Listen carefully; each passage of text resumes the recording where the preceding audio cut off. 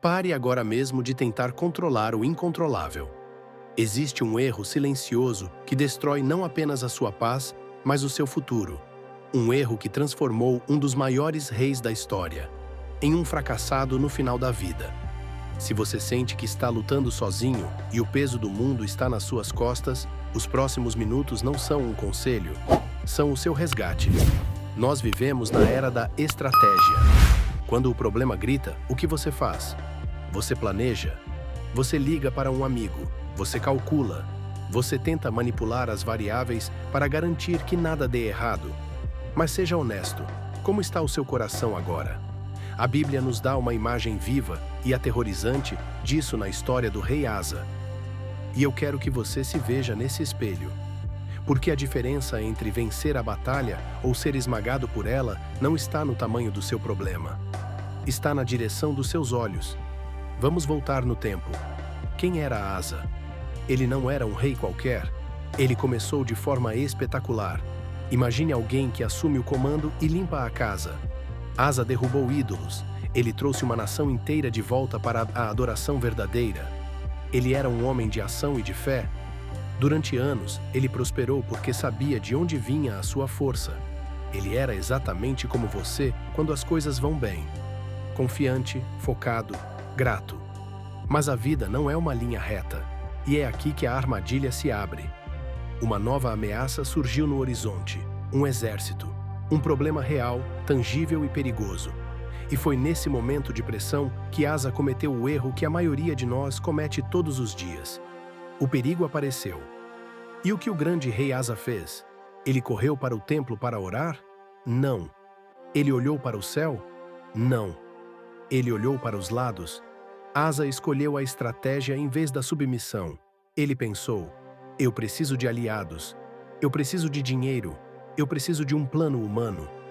Ele pegou a prata e o ouro do templo e enviou para o rei da Síria, Aram.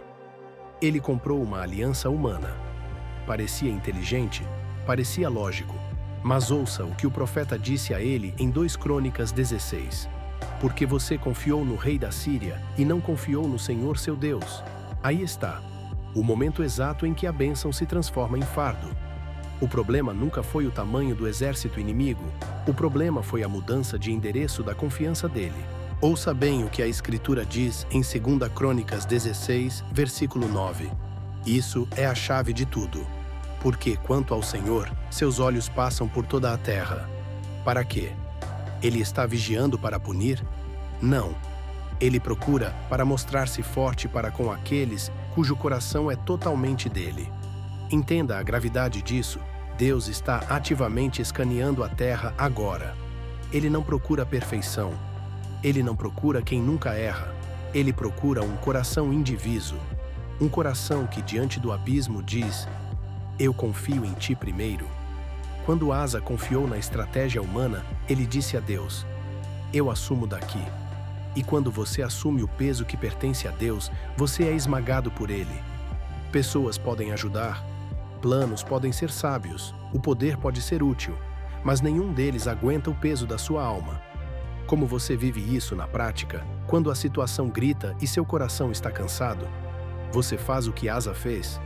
A ansiedade sobe e você é tentado a encarar os resultados. Você fica obcecado com os prazos. Você cria cenários de catástrofe na sua mente. Você olha para a tempestade e tenta calcular a velocidade do vento. Isso é estratégia sem submissão. E o resultado não é controle, é exaustão.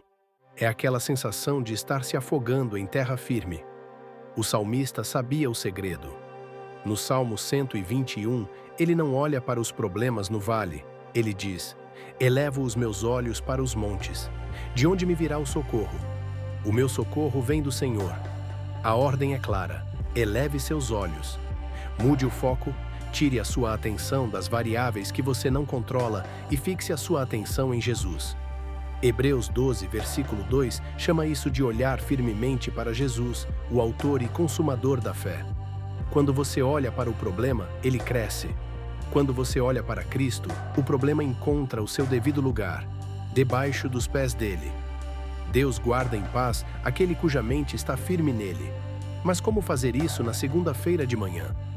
Troque o esforço frenético pela rendição em oração.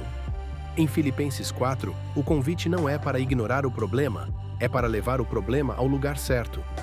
Não andem ansiosos por coisa alguma, mas em tudo, pela oração e súplicas. Apresentem seus pedidos a Deus. Ore com honestidade. Agradeça intencionalmente. Deixe a paz de Deus fazer o trabalho que o seu esforço mental não consegue fazer. Pare de tentar ser o Deus da sua própria vida. Confie. Não confunda as coisas. Confiança não é passividade. Confiar em Deus não significa sentar e esperar a mágica acontecer. Significa caminhar com uma certeza ativa. Provérbios 3 diz: confie no Senhor de todo o seu coração e não se apoie no seu próprio entendimento. A ordem é: reconheça-o em todos os seus caminhos. Note que o texto diz caminhos. Você está se movendo, você está tomando decisões, mas a bússola mudou. Em vez de ser guiado pelo medo ou pela lógica humana limitada, você é guiado pela paz de quem vê o mapa inteiro. Ele endireitará as suas veredas. Não é você quem abre o caminho na selva com um facão. É ele quem abre, você apenas anda. Mas cuidado, existe uma tentação sutil: substituir Deus por um bom plano. Jeremias 17 traz uma palavra dura, mas necessária. Maldito o homem que confia no homem e faz da carne a sua força. A palavra é forte. Maldito. O que acontece quando você coloca a sua esperança no seu emprego, na sua conta bancária ou nas conexões que você tem? Você seca. A Bíblia compara essa pessoa a um arbusto no deserto. Ela mora na terra salgada e inabitada. Ela não vê o bem quando ele vem. É isso que você sente? Essa secura interior? Essa sensação de estar sempre lutando pela sobrevivência? Isso é o sintoma de uma raiz plantada no lugar errado. Agora, olhe para a alternativa. Bendito o homem que confia no Senhor. Ele é como uma árvore plantada junto às águas. Preste atenção nisso. A árvore não muda o clima. O calor vem para a árvore maldita e para a árvore bendita. A seca atinge as duas. Mas a árvore que confia no Senhor não teme quando o calor vem. As suas folhas continuam verdes. Por quê? Porque a fonte dela não é a chuva que cai do céu, é o rio que corre por baixo da terra. A sua fecundidade não depende de condições perfeitas. A sua estabilidade não depende da economia ou das notícias. Ela depende de onde você colocou suas raízes. Então, quando o medo gritar, você precisa falar mais alto. Use a verdade como uma arma. Diga com o Salmo 46: Deus é o nosso refúgio e fortaleza, socorro bem presente na angústia. Diga com o Salmo 20: uns confiam em carros, outros em cavalos, mas nós faremos menção do nome do Senhor nosso Deus. A verdade dita em fé redireciona o seu foco. Ela tira os olhos do obstáculo e os coloca no caráter de Deus. Ele falhou com você antes? Não. Ele vai começar a falhar agora? Não. Mantenha o seu coração totalmente dele. A promessa na história de Asa está viva hoje. Lembre-se, os olhos do Senhor estão percorrendo a terra. Deixe que ele encontre você. Não deixe que ele te encontre negociando alianças humanas no escuro. Deixe que ele te encontre no lugar de adoração, de obediência e de confiança firme. Ele não procura performance impecável, ele procura lealdade. E quando você tropeçar, volte rápido. Quando estiver inseguro, espere pelo conselho dele. Quando estiver pressionado, lembre-se de quem segura o universo. Ter fé não significa viver em negação. Você não nega a realidade da oposição. A chuva molha, o vento derruba, a conta chega. Você não nega os fatos, você simplesmente reconhece uma realidade maior. O Salmo 34, versículo 17 diz: os justos clamam, o Senhor os ouve e os livra de todas as suas tribulações. A chuva é real, mas o abrigo é superior. O problema é um fato, mas a providência de Deus é a verdade. E a verdade sempre anula o fato. Mas aqui está o segredo que poucos te contam. Às vezes, ele não remove o obstáculo imediatamente.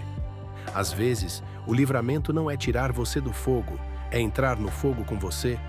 Ele vai te sustentar dentro da situação. Ele vai te guiar através dela. E ele vai usar essa pressão para refinar a sua fé como ouro puro. O rei Asa perdeu essa oportunidade. Ele quis o caminho fácil e perdeu a paz. Você tem a chance hoje de escolher o caminho da fé e ganhar a presença. Então, este é o seu caminho hoje. Levante seus olhos. Ore em vez de entrar em pânico. Confie em vez de tentar controlar. Fale a Escritura sobre a sua situação. Mantenha seu coração indiviso e quando o próximo obstáculo vier, e ele virá, não repita o erro de Asa. Não mova Deus para o banco de reservas. Busque-o primeiro. Siga a voz dele. O seu socorro não vem dos números, das alianças ou das aparências. O seu socorro vem do Senhor, o Criador dos céus e da terra.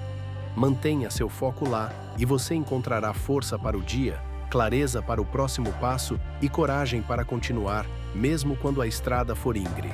Agora, onde quer que você esteja, vamos parar tudo por um momento. Não é hora de pedir coisas, é hora de alinhar a visão. Eu quero orar com você. Se puder, feche os olhos. Vamos falar com o Criador. Pai, Tu és grande e digno de todo louvor e adoração. Eu curvo a minha vida diante de Ti agora. Espírito Santo, ajuda-me a fixar meus olhos em Jesus. Treina o meu foco para permanecer na Tua palavra acima de cada opinião, acima do que meus olhos naturais veem e acima de cada voz alta ao meu redor. Senhor Jesus, não me deixes ser balançado pelo barulho deste mundo. Dá-me um coração que é totalmente Teu.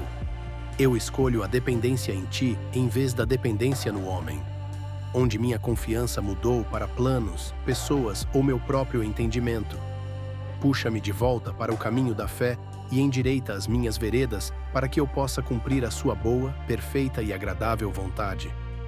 Eu declaro que meu coração está confiante.